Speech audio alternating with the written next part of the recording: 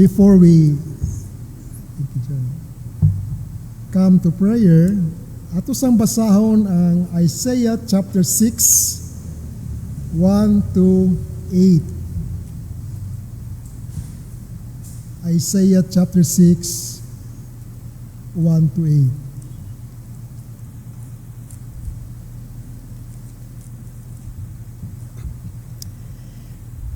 In the year of King Uzziah's death, I saw the Lord sitting on a throne, lofty and exalted, with the train of his robe filling the temple.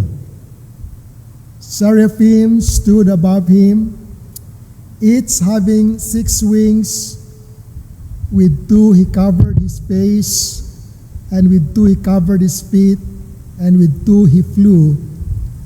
And one called out to another and said, Holy, holy, holy is the Lord of hosts.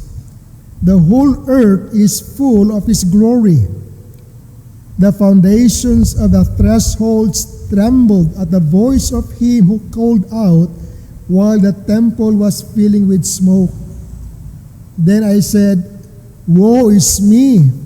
For I am ruined, because I am a man of unclean lips, and I live among a people of unclean lips, for my eyes have seen the King, the Lord of hosts. Then one of the seraphim flew to me with a burning coal into his hand, which he had taken from the altar with tongs. And he touched my mouth with it and said, Behold, and this has touched your lips, and your iniquity is taken away, and your sin is forgiven. Then I heard the voice of the Lord saying, Whom shall I send? And who will go for us? Then I said, Here am I, send me. Let's open with a word of prayer. Mag-ampo ta. Langit ng Diyos, salamat nga ikaw nagapadayag sa imong kaugalingon, and that glory which is in Christ Jesus. And among prayer today, and as we come to the Lord's table this morning, we will see more and more clearly the glory of Christ. That you will fill up this church with the glory of Christ, that in every way we turn, we see the glory of our Savior. Even for the preaching this morning, among prayer na imong tagaan kaniog, kahayag gagikan sa himaya sa Dios. Kanintanan among gipangayo, pasalamatan sa ngalan ni Jesus. Amen.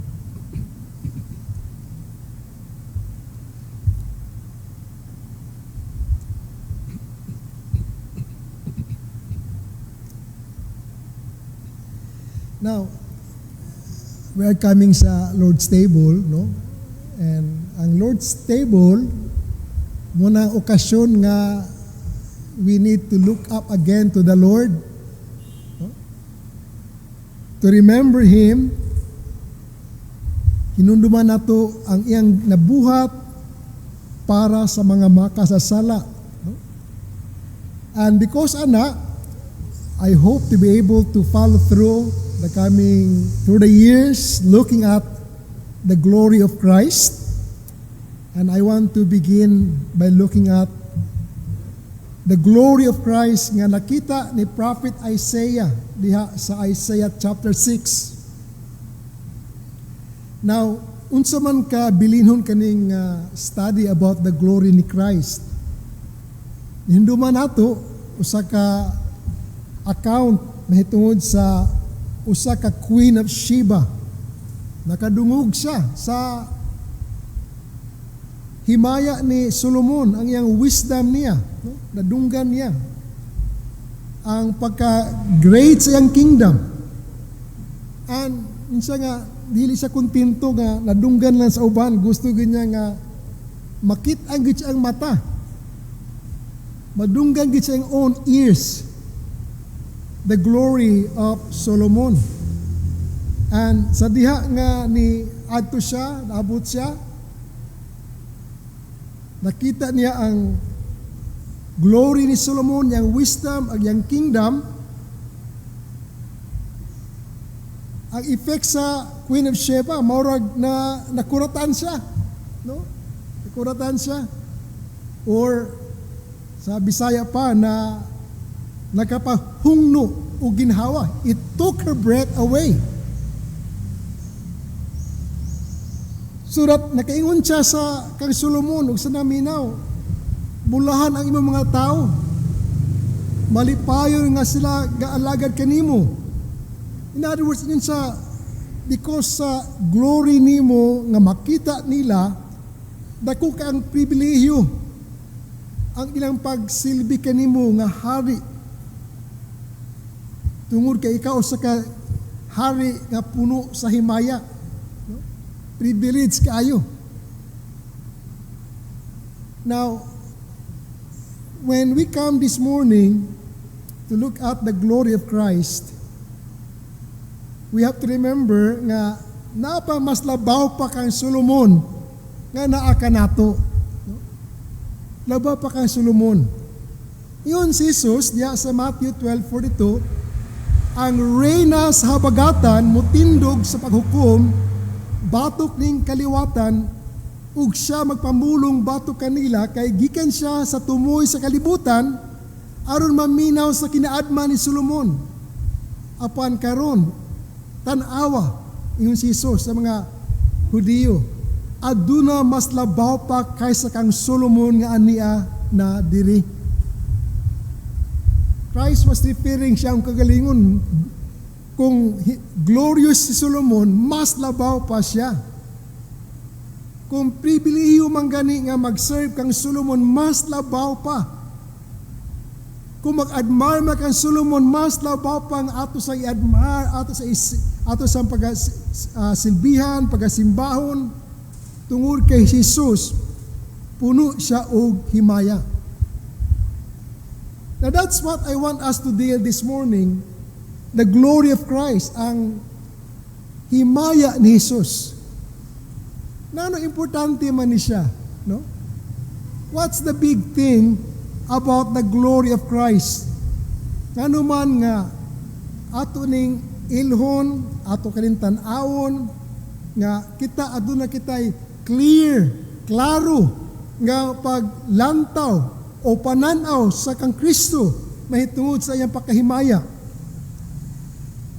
Because this is what's behind and the reason nga naman tanan itong pagabuhaton sa atong kinabuhi tungod man sa kahimayaan ni Kristo. Nga naman nga kinahanglan mutuo ta kaniya, mudangop ta kaniya para siya ang atong mangluluwas. Nga nung kinahanglan man nga atong ihalot itong kinabuhi para kaniya.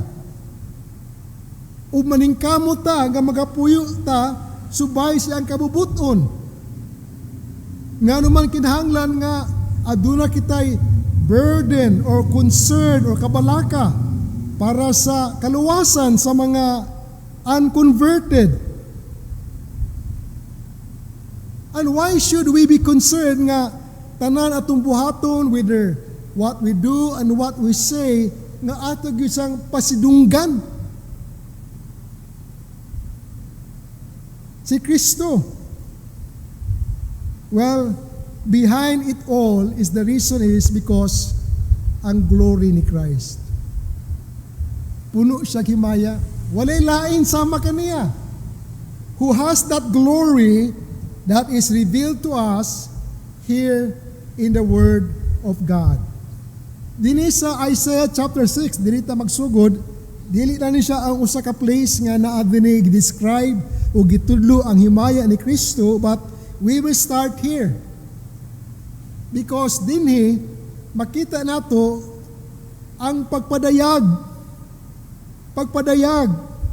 sa himaya ni Kristo. Kaduha, ang response kung makita nato ang kahimayaan ni Kristo. Muna ang value kaning Isaiah chapter 6. Because here, makita nato Christ glory.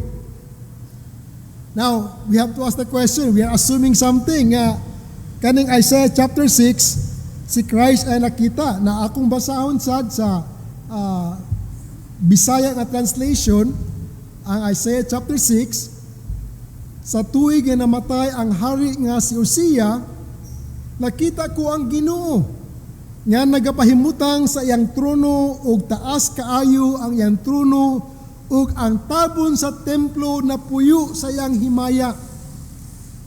Sa ibabaw niya adunay mga serapim.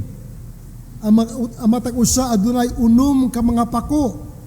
Duha gigamit aron tabunan ang ilang nawong, duha aron tabunan ang ilang tiil, ug duha aron mulupad. Nag-ingon ang usa sa lain, hala, hala, hala ang Ginoo nga mga panon, ang tibuok kalibutan puno sa himaya. Ang tingog silang pag-awit nagapahungno sa pundok sa trono, ug ang templo na puno sa aso.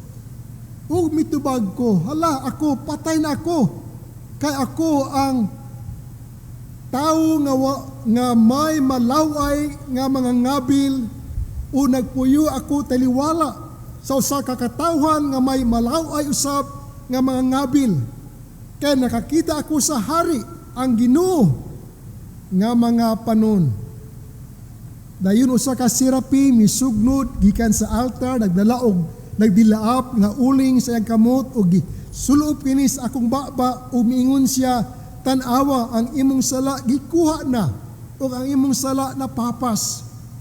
O nadungog ko ang tingog sa Ginoo nga miingon, kinsa ang ako ipadala ug kinsa ang muuli alang kanato?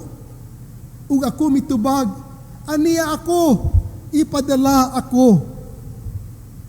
Now, Isaiah chapter 6, kita nato din nga Isaiah, nakita niya ang usa ka glory. A glory that really shook him and took his breath away. Kinsa man ang nakita niya dito? Sa John 12, here is what John tells us sa diha nga nag-give sa commentary, no? Regarding sa hardness of the heart of the Jews. Ang ilang attitude, ang ilang kasing-kasing may tungod sa kang Kristo Jesus. Ug sa iyang commentary, ningon siya sa John 12 verse 39, for this cause they could not believe. For Isaiah said again, He has blinded their eyes and He hardened their heart, lest they see with their eyes and perceive with their heart and be converted and I heal them. O sa Bisaya pa, Ginoo, kinsa ba mo tuo sa among giwali? O kinsa man ang gipadayagan sa bukton sa Ginoo? Ningon si Juan, quoting again from Isaiah, tungod niini dili gayud sila makatuo kay ingon usab ni Isaiah, gipabuta sa Ginoo ang ilang mga mata o gipagahi ang ilang kasing-kasing aron dili sila makakita, dili makasabot o dili makabalik o mukabalik aron sila pag-ayuhon. So Isaiah, John, yung gi-quote niya sa Isaiah, and then sa verse 41, yun siya, these things Isaiah said because he saw his glory and spoke of him. In other words, yun siya, Isaiah says, kini nga mga butang giingon ni Isaiah, kay iya nakita ang iyang himaya, referring kang Christ, o misulti mahitungod kaniya. Ingon si John, nakita ni Isaiah ang himaya ni Jesus. Katong sa Isaiah 6, himaya kato ni Jesus.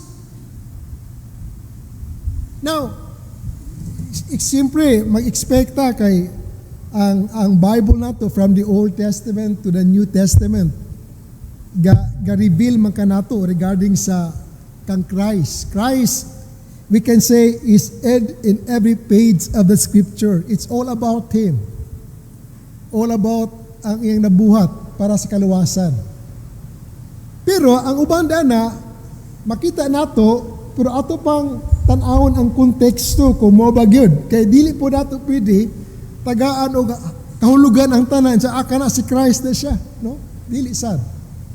Pero when we come to Isaiah chapter 6, walay kaduda-duda.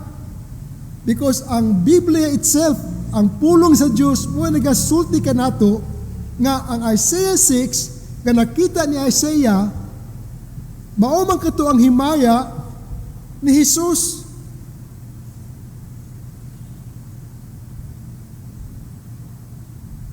Now, we know na si Christ was born 800 years after pa ka Isaiah. No? So, ang himaya nga nakita ni Isaiah, di ang iyang himaya nga nahimo na sang tao. Dili. Ang himaya niya, katong wala pa sa mahimong tao. Wala pa ma-incarnated. Ang himaya nga iyang giambit o gipaambit sa amahan sukad pa sa wala pa sa wala pa ang kalibutan. Mao kana ang clear teaching of John chapter 12 verse 41.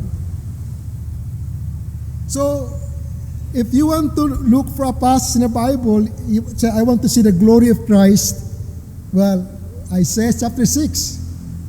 Usa ka na ka passage, no? Na atong sabton sa unsa man kaning glory of Christ o kaning himaya ni Kristo. Or if somebody would say, unsa man ang himaya, unsa man ang glory? Di ba sa Biblia na mangutana kanato nga, di ba, we are being told sa Bible nga tanang pagkabuhaton nato atong buhaton for the glory ni Christ, para sa kahimaya ni Kristo. The Bible says, maski pa mukaon ta o mag-inom, buhaton nato para sa kahimayan sa Dios. Tanan buhaton nato, dapat atong buhaton para mahimaya si Kristo. So unsa man ang himaya, no? What is glory? Kanang word glory itself sa Hebrew means kabod or kabugaton, weightiness. Unsay kabugaton, nagpasabot nga bilinhon na siya. Sa karaang panahon, ang kwarta gani nga bugat sama sa bulawan, kung bugat ang imong kwarta, imong bulawan, kana nagpakita nga mahal na siya, no? Pinakamahal na siya. Muna aduna expression, his worth, his weight in gold. Weight, worthiness. Sa New Testament, ang word glory is translated doxa, and it has the idea of something adunay kahayag, kasidlak, or katahom, no? Or kadungganan. So, if you put this, kung ibutang nimo kaning Hebrew word o kaning Greek word, both are being used to translate glory, it has the idea of kabugaton o kahayag o kaanindot. In other words, the value or worth is so great and it is so bright.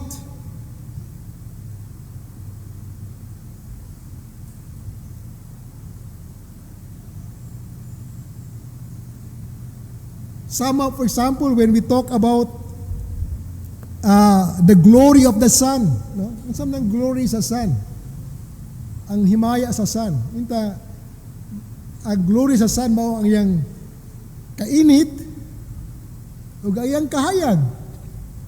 Now, aduna ba yung mga kanasuran nga sa North Pole, North part sa globe?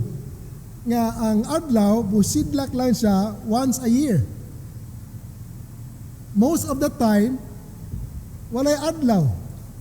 Nadibot pasabot ginawala ang adlaw, naragya po ang adlaw ang sun, pero wala siya glory ang iyang kainit o iyang kahayag, wala, di makita. The point is na ang glory mao kani ang kahayag, ang kainit sa adlaw. Now ang kahayag kainit dili kato ang adlaw. Ang sun is a ball of energy. Mo ba? In science?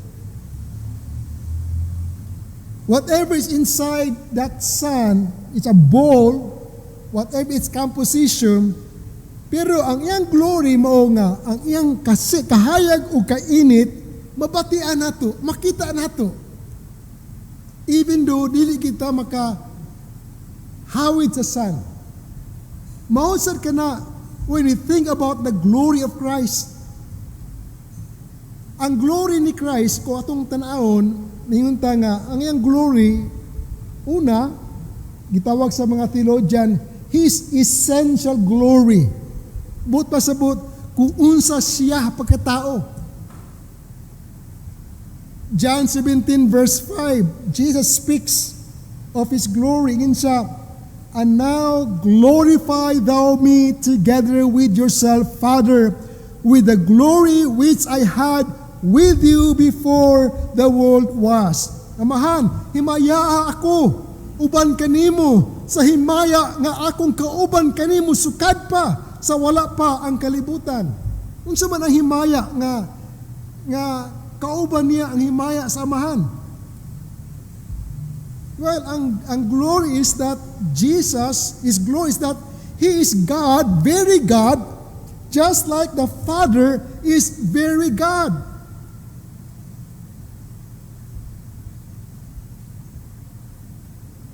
Tanang attribute sa Diyos belong kang Christ. Tanang gahom o authority and power sa amahan also belongs to Christ. Christ is the eternal Son of God. That is His glory.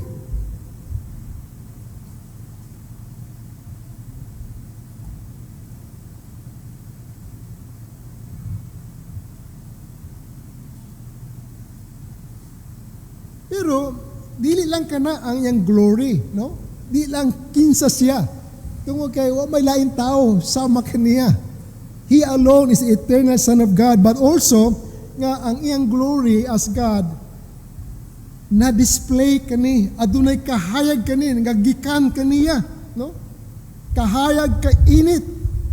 Just as kita ang use an illustration, ang tubig, makita tong glory sa tubig sa iyang wetness. Just as the glory of the sun is felt by its light and heat, so si Christ also, who is glorious in Himself, He has a glory that is being displayed, manifested, napadayag, nga makita nato, ma-feel nato, no?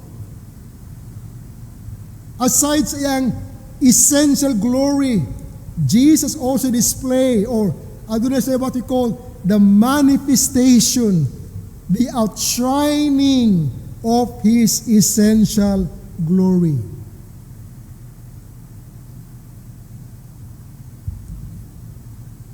Na kanyo makahinumdum mo mga occasion diya sa Bible nga nakita gyud ang kahimaya ni Kristo. There were some occasions. Remember sa experience sa disciples dito sa Mount of Transfiguration, Matthew 17. Now, sa Transfiguration dito sa mountain, na inahitabo dito na transfigured si Christ. Bot pasabot, nausab ang iyang dagway. Nga naman,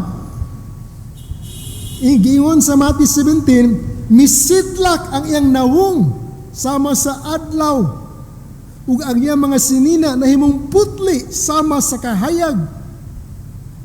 Dayon, mitunga usab si Moises ug si Elias. Usa ka panganod mitabon kanila. Unya, usa ka tingog gikan sa panganod mingon, kini mao akong pinalanggang anak.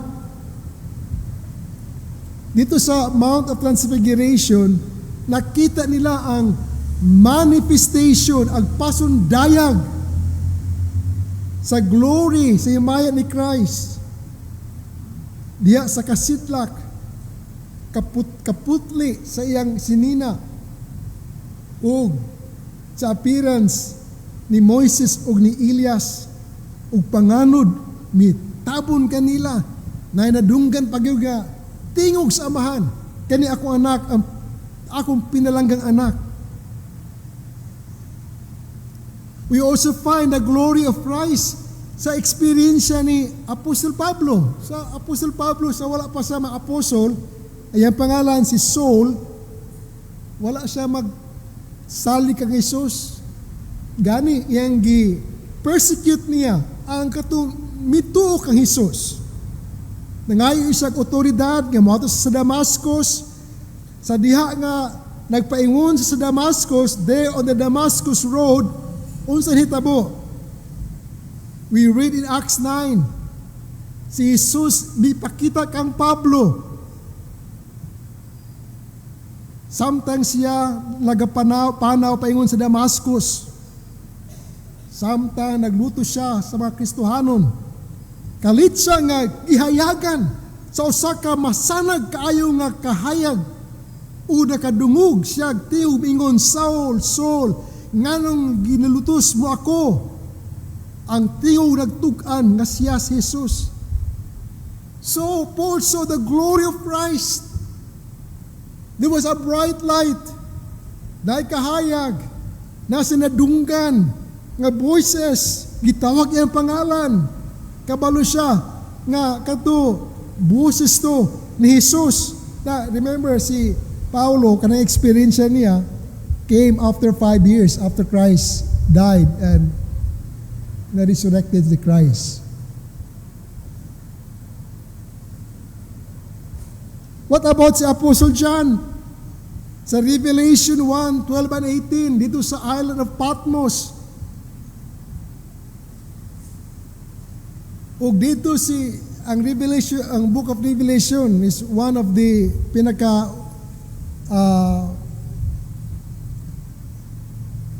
book written by John around AD 90s na. Ang mga letters ni Apostle Paul, mga AD 68 and below, Peter. Pero ang gisulat ni John, including ang yung letter sa 1 John, AD 90. That's mga 60 years after Christ died, or about 70 years.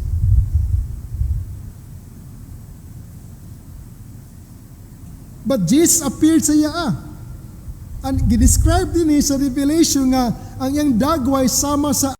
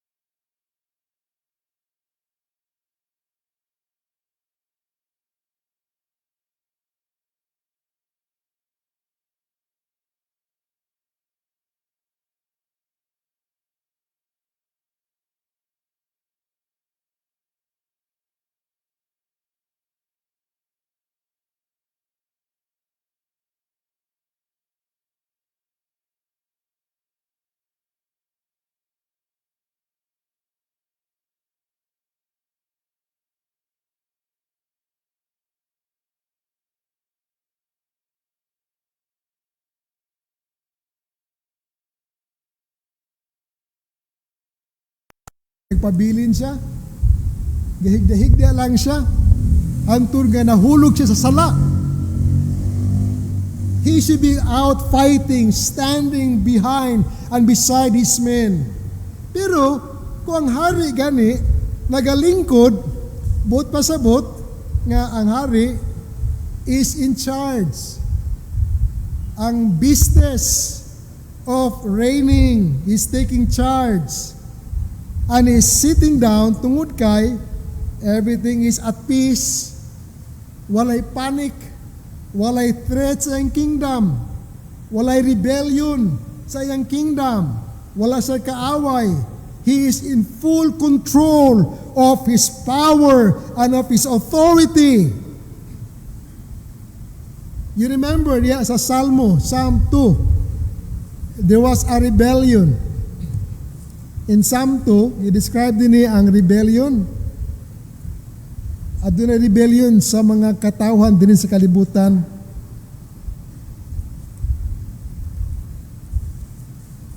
Muna ang tinuod, what's going on din sa world. Men and women, including mga bata, are rebelling against God. Verse 1, why are the nations in uproar? And the peoples devising a vain thing. The kings of the earth take their stand, and the rulers take counsel together against the Lord and against His anointed. Now, kani mga kanasuran, kabalot ta karon, mag-away-away ni sila, magira ni sila. Pero karon, according to Psalm 2, they have become united. Why? Because they have a common enemy. Ang alang enemy, it's the Lord. It's God and His Messiah. Na unsa man ka unsa gisulti nila diya sa verse 3, let us tear their fetters apart and cast away their cords from us. In other words, atong unsa man kay otoridad niya, atong isupil ang otoridad niya, unsa kay ang gahom niya, atong suklan. Makigbugno ta sa Dios ug sa iyang anak nga si Christ. According to verse 4, He who sits in the heavens laughs. Unsa reaction sa Dios? Wa na sa mutindog sa, uy, na-rebellion, ako sa awayon sila. Ang Dios nagalingkod na siya. At peace siya, wa siya magpanik. Nothing has changed. Why? Because ang iyang gahom, labaw pa sa tanang gahom sa kalibutan. Mag-unite man sila. God's power is still greater than the powers of the nations. Gani, ingon diya sa Isaiah chapter 6, I saw the Lord sitting on the throne high and lifted up. In other words, ang Diyos, ang Ginoo nagalingkod sa trono, high and lifted up.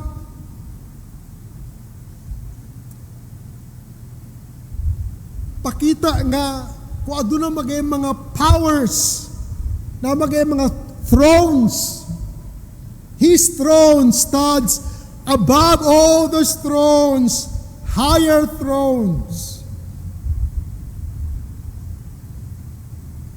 Labaw sa tanan. Siya ang hari sa tanang hari. Muna ingon si Daniel sa James chapter 4, siya ang magatangtang o magapadungog sa mga hari. Siya ang magabuhat sumala sa iyang kabubuton sa langit ug sa yuta. Walay makapugong sa iyang kamot. Siya ang maga-decide kinsa mga kingdom iyang ipasaka o iyang ipuldang, kinsa nga hari mag-reign ug sa hari tantangon niya. Ang kabubutom hitabo, ang iya dili ilaa. Isaiah 46:10, ingon ang Diyos, ang akong kabubuton magapadayon ug ako magabuhat sa tanang kalipay sa ako kasing-kasing. Di na ko mananghid pa sa ilaa. Kung mo-agree ba sila? Kung malipay ba sila? Kung di sila malipay, problema na nila. It does not matter because what's going to happen is what I am pleased to do. Mao kana ang glory ni Christ. The glory, unsa nga glory? The glory of one who has absolute authority, who is supreme.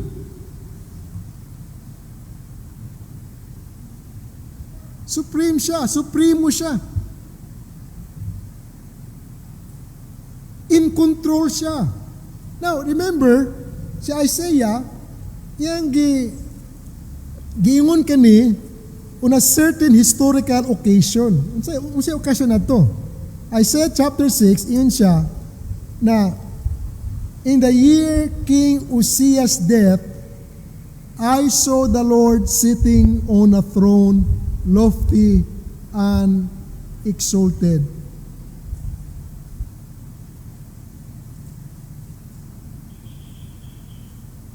Motong time nga King Uzziah died. Now, si King Uzziah, nahimo siyang hari nila, 16 years old pa siya.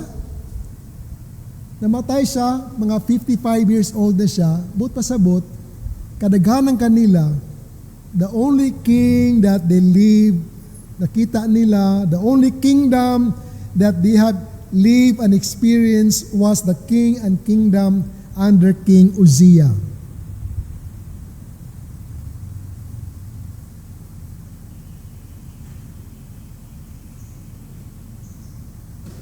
Now, King Uzziah did a lot of good things. He followed the Lord. And then, successful kay siya sa pagdumala ang ilang ekonomiya ni Saka. Aduna sila powerful nga army. Ang ilang mga kontra were dili maka-attack sa ila kay very powerful sila. They were the world power or regional power at that place, that region. Now, kanay si King Uzziah, sa iyang successful, nahimo siyang proud so that nakabuhat siya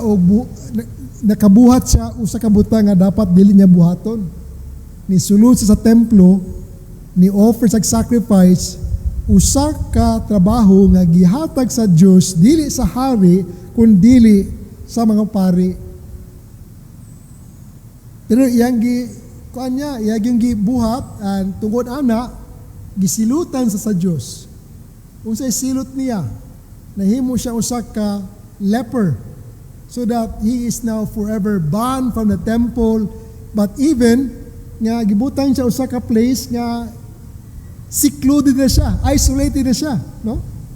Pero maski pa nana ang natabo silang hari, still ang kingdom was in good shape. Pero sa diha nga namatay si Uzziah, dito para sa ilang foundation nahugno ilang foundation.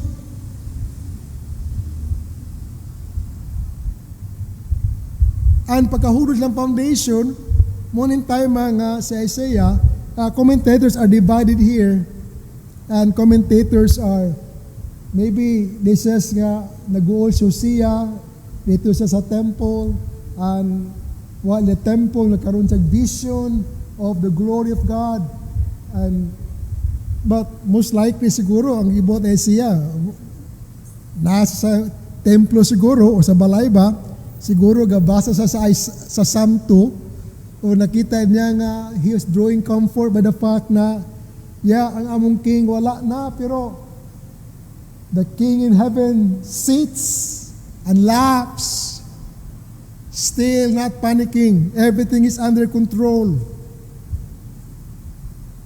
And this is the king that he saw, who is in control of everything, who holds in his hand everything, the world, the planet, in his own hands. That's the glory of Christ. That's what John had, Isaiah had seen. The glory of Christ displayed, ang iyang sovereign authority o ang iyang soberano, ang iyang total control of all things. Dili lang sa Israel, but over the whole world. But then secondly, dili lang kana ang nakita niyo na Isaiah, or sa Bisaya pa, ang iyang gahom ni Kristo nga adunay kataas-taasang otoridad. Nakita po niya ang iyang majestic greatness.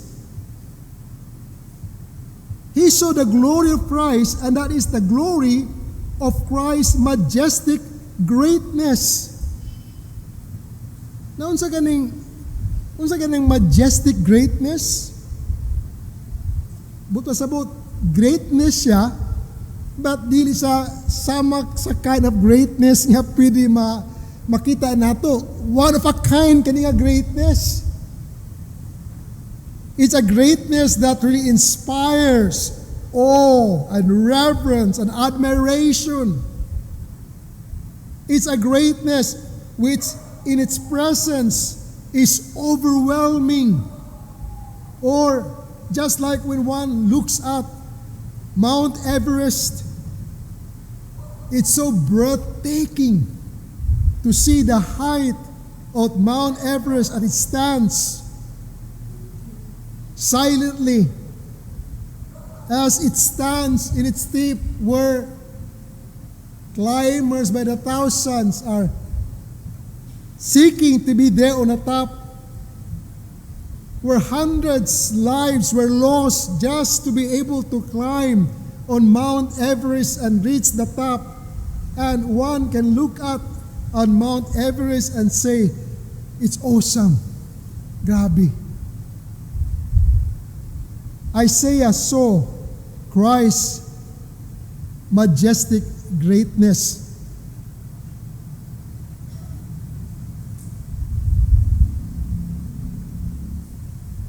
Dili lang ang pakagamhanan sa Diyos o pakahimayaon sa Diyos, but kita niya na God ang iyang greatness dili matupngan,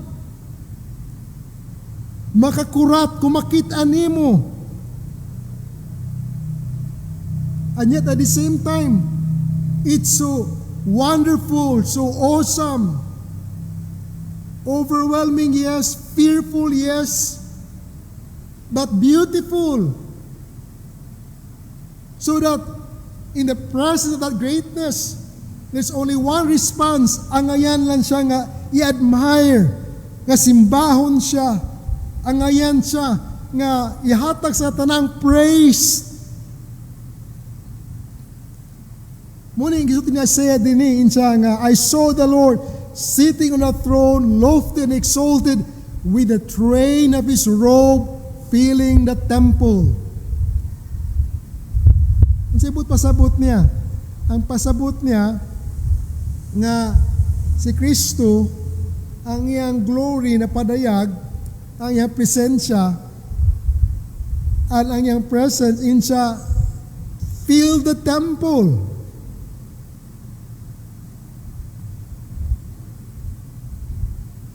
There is not a place, a temple, where you don't see His presence, and wherever na yung presence, it's so overwhelming. It's so awesome. It's so inspiring.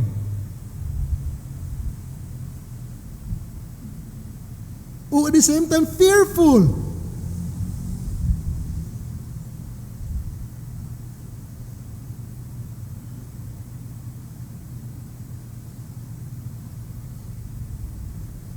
Diyan, sa sin at glory ni Christ. There is not a place in this world where Christ's glory does not feel. It says ang iya kunong train of His robe. or ang iyang hem, or the edges of his garment. Even that is so glorious. Nakinsa man sa inyo ang maglakaw nga tanawon pa ang inyong edges inyong garment ninyo, imong sinina, imong Onesimus nga pants. Nobody cares. There's nothing there. But ang glory ni Christ, even ang iyang hem of his garment fills the temple with glory. Thirdly, third aspect sa glory ni Christ, Christ unparalleled holiness. Unparalleled holiness. Unsay but pasabot ani?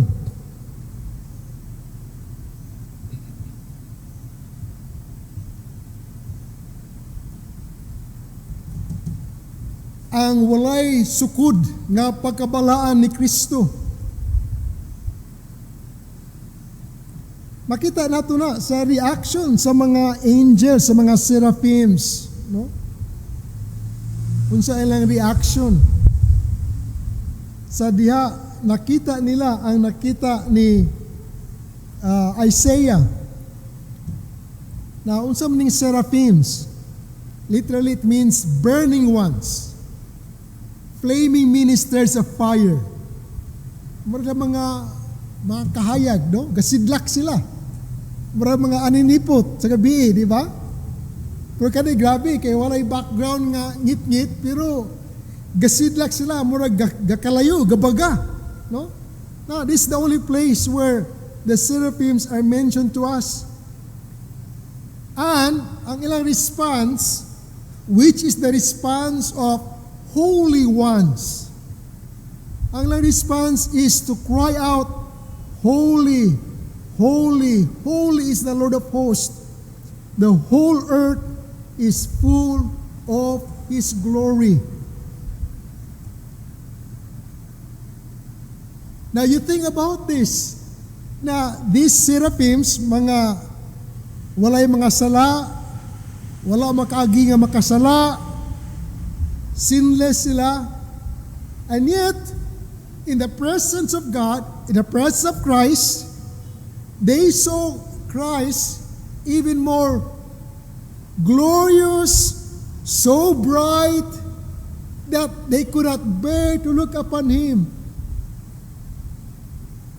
Disla ka ako nga mutanaw direct sa iya. Murag maulaw pa sila, di ba? Have you experience you come across with people na para sa mga great ni sila? Naduo ka sila, murag magkinto ka, no? Halos di mo gawas ni mong tingog. Ano man kina-overwhelm ka. Why? Because you consider them nga dili sila sama kanimo. Lahi sila. Set apart sila. And unsa gibuhat nila, not only nga they cover their eyes, their face, they cover their feet, and then with two that they flew. In other words, sila naagapon sila. Wa sila magpalayo. Really gapon sila nga mag-serve. Go errands. But as they serve, they count themselves as undeserving even to look at Him in His face. Na-overwhelm sila by how great He is. And they cover themselves, and covering means that they not only cover their faces but also cover their body as signs of great reverence and respect, feeling a sense nga dili ko angayan na ako sa imong atubangan, dili ko angayan nga ako naga-service kanimo. And he cried out, holy, holy, holy. Now, unsa man ang word holy? Holy means to separate. Sa gamit kanina word sa Old Testament, diya sa templo, na mga gamit nga gamito lang sa pagsimba sa Diyos, mga utensils, mga frying pans, the people are going to ilang i-separate ni sila so that dili na siya gamiton sa mga pag-ordinaryong nga paggamit. Special na iyong paggamit nga gamito lang siya para sa pagsimba sa Diyos. Kung nakigamiton sa lain magani, pangitag lain, dili kani. Because kani nga mga utensils, holy na sila. They are separated out for use in the service of God. Mauna kita nga believers in Christ. We are holy because nga naman, we have been set apart to be consecrated and to be devoted to God. Pero, what about when we talk about God being holy?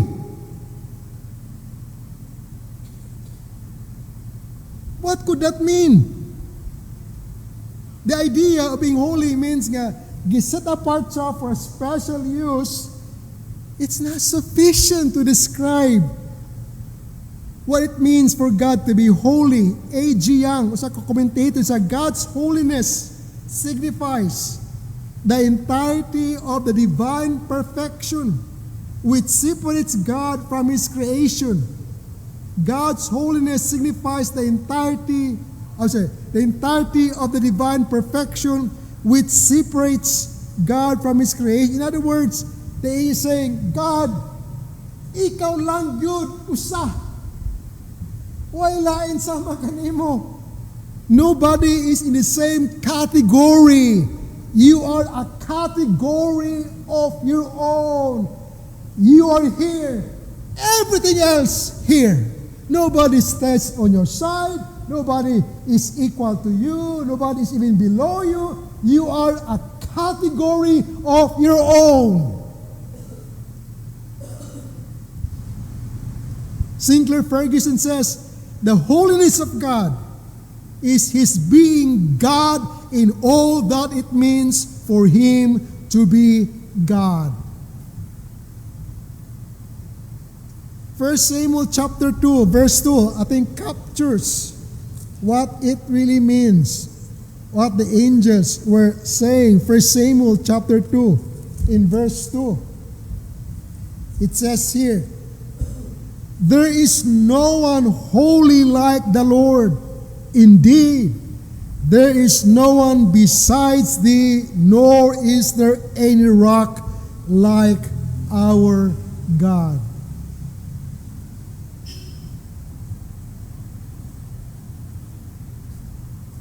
Walay sama nimo, walay sama nimo. Walay sama nimo, muna ang cry sa angels.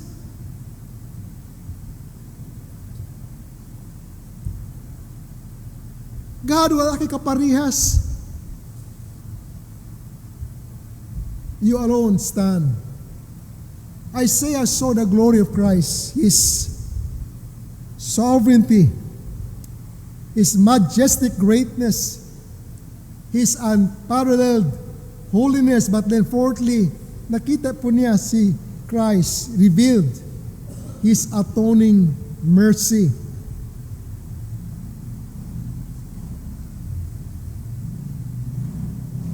Napadayag ang himaya ni Christ sa iyang paghalad, sa iyang kinabuhi, sa kamatayon. Diha sa cross, kamatayon para nga matabunan ang atong sala. Kamatayon para nga ang atong sala mabayran. Na mao kani ang Isaiah. So, in Isaiah chapter 6, remember, unsa experience ni Isaiah diya sa presence of the Lord and the presence of the angel. Incha din sa verse 5, woe is me, for I am ruined, because I am a man of unclean lips, and I live among a people of unclean lips.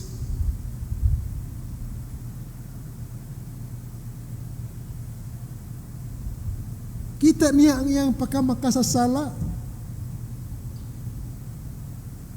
Ug nabugatan siya para siya. He is crushed in his spirit. Nga naman tungod kay ang iyang pagkamakasasala.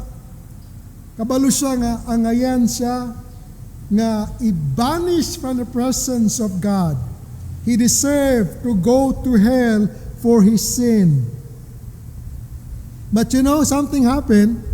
Even though that's what he deserved. Verse 6, then one of the seraphim flew to me with a burning coal in his hand, which had taken from the altar with tongs, and he touched my mouth with it and said, behold, this has touched your lips, and your iniquity is taken away, and your sin is forgiven. Now, unsa nitabo dinhi? Usa ka symbolism lang, no?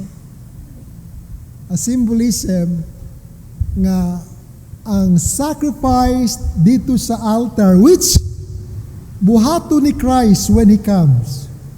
That sacrifice, consumed by the fire of God's wrath, that's the one sacrifice that could take away sin, that could make God to be just to pardon sinners of their sin. And it is by the application of that one sacrifice of Christ upon Isaiah in his mouth, received by him by faith, that one sacrifice is what will take away his sin, cover his sin, pardon him of his sin.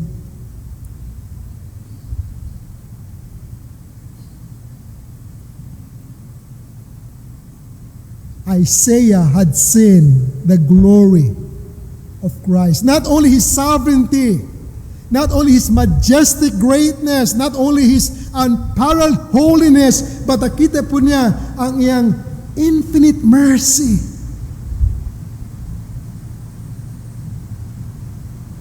His power to pardon sinners by virtue of that sacrifice nga iyang ihalad diha sa cross. Kana nga sacrifice is all that Isaiah needs. That's all that you and I need to have our sin pardoned and forgiven. Christ's glory na padayag.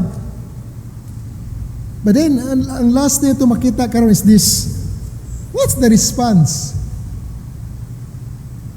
Isaiah had seen it. Have you seen it?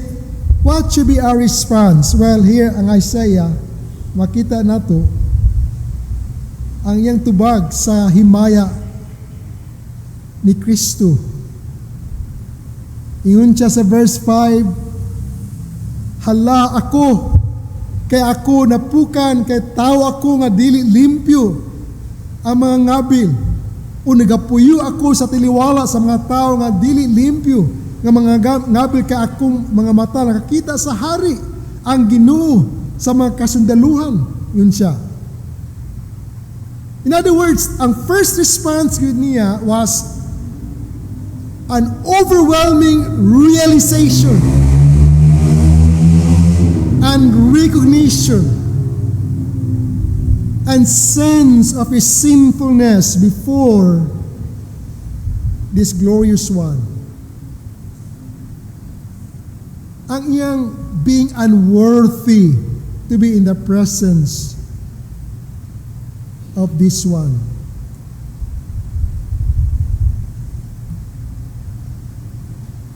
Mugi first effect niya, overwhelmed siya. In what sense? Nakita niya yung kaugalingon, na-realize niya, prophet bang ko sa Ginoo? By the way, Isaiah, he's not a prophet of God, but Isaiah is a prophet who rubbed shoulders with the great in the kingdom. Murag, cousin siya sa hari. He's of the royal family. He's not an ordinary Israelite. Sa mata sa mga tao, dilian siya dissenting nga tao, reliyoso nga tao, makadiyos siya, but elite pagid siya. Pero karon nakita ni Isaiah, dili ka na yung financial kagalingon. Nakita niya kagalingon sa salog, sa yuta. Kasama ako sa tanan. Na-realize niya nga layo kay siya sa Dios.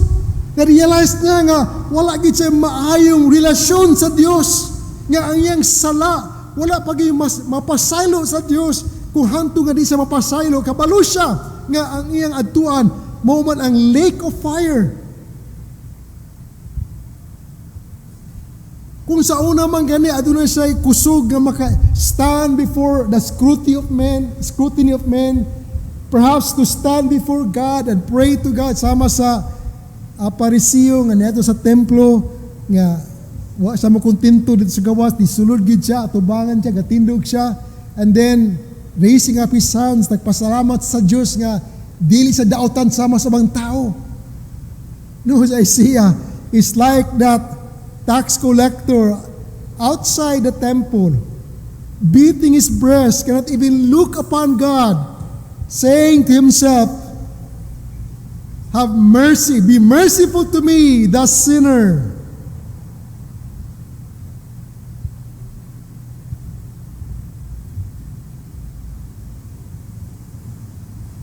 Isaiah butang sa sa ka-condition nga nahimo sa mapa-inobsanon sa Dios, mapa-hinulsul.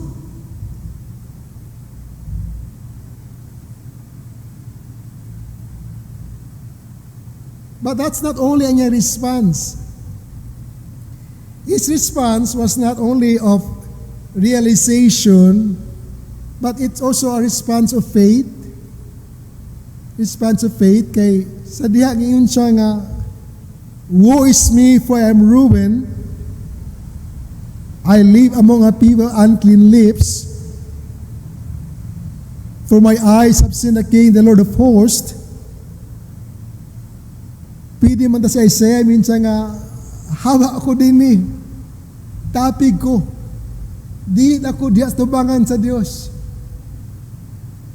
He didn't run away from God. He stayed.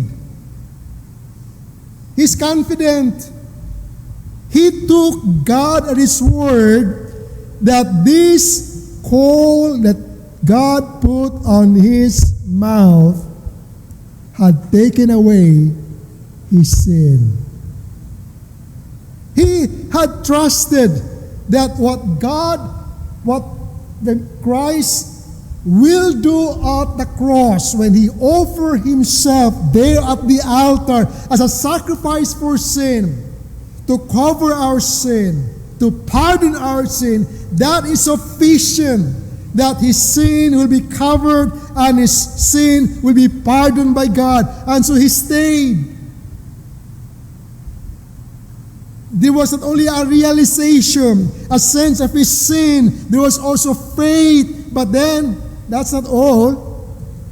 There was also a readiness and a willingness to live for God, for Christ, a willingness to serve. Nga naman, kay ingon na sa verse 8, then I heard the voice of the Lord saying, whom shall I send? And who will go for us? And then I said, here am I, send me. Here am I, send me. There's willingness to serve. Andam siya nga iyang kinabuhi, yan ang itugyan diya sa Diyos, nga ang Diyos gamiton siya. Now, there's also a sense in which aduna siya humility tungod kay balo siya that he is not going to be used by God because he is different from others. Kita na niya insa, I am a man of unclean lips and I live among a people of unclean lips. Pareho ko sa tanan. But God, kung gamiton ko nimo sa unsang paagi man gani, andam ko God. I know I'm not the best. But if you are pleased, gamitin ko nimo, Lord, I'm ready to go. Is that your response? Now,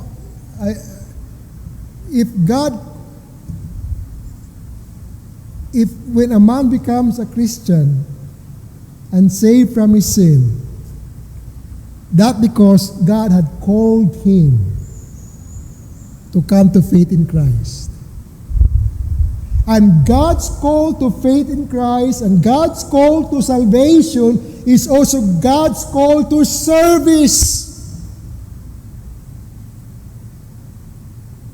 So if God has called you, kayo baka nga, kani ako gini na naagian. Nakita na ko si Christ for the first time and nakita kong kaugalingon, akong sinfulness. Pero nagsalig ko nga what Christ has done will take away my sin. Napangutara, andam ka ba if Christ is going to call you? I pray to God, nga andam ka. Whether you are young or old, when you are young, God might be calling you. Maybe to labor in the Word, to become a pastor, to become a missionary. Not everyone is going to be called with that same calling. Some are going to be called to become engineers. Some are going to be called to become doctors. But some are going to be called to become pastors and teachers and missionaries. If God would call you, andam ka ba? Sama ka nga Isaiah. Because that's the only proper response when one had seen the glory of Christ.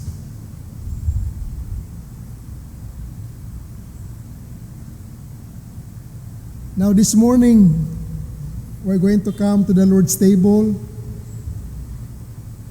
And if we have seen the glory of Christ, how do we come? We come with a sense of our own sinfulness. Lord, dili ko ang ngayon musit with you and sit with His people because I am sinful. But I'm trusting you, Lord, that what you've done is all that I need. And Lord, I hope we come to the Lord's table this morning and say, Lord, having seen your glory, what can I but simply give myself to you? How I'm going to serve you? How I'm going to live a life in which you're going to be glorified? You are worthy. In fact, Lord, to live my life to glorify you is not just a duty. It's not just even a sacrifice. It's a great privilege because of who you are. I pray to God, brethren, that we would have that renewed sense, not only of our sinfulness, not only of our confidence and faith upon what Christ has done on the cross, a renewed sense that we are committed to live our life serving Him, honoring Him, exalting Him. Whatever it is that's going to focus on Christ and exalt Christ in our life, we will be willing to do that. Nothing we're going to withhold from Him. Why? Because He is such glorious, and His glory is such that He deserves from me and from you all that we give to Him for His honor and for His glory. May God help us, brethren, as we come this morning to the Lord's table. Let's close in prayer.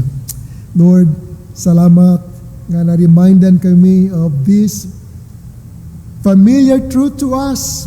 But Lord, write it upon our hearts nga makita ginamo nga this is not just what we hear and understand, but ang among life will be so driven by the sight of that glory that Isaiah saw in Isaiah chapter 6. Help us then, for we ask in Jesus' name. Amen.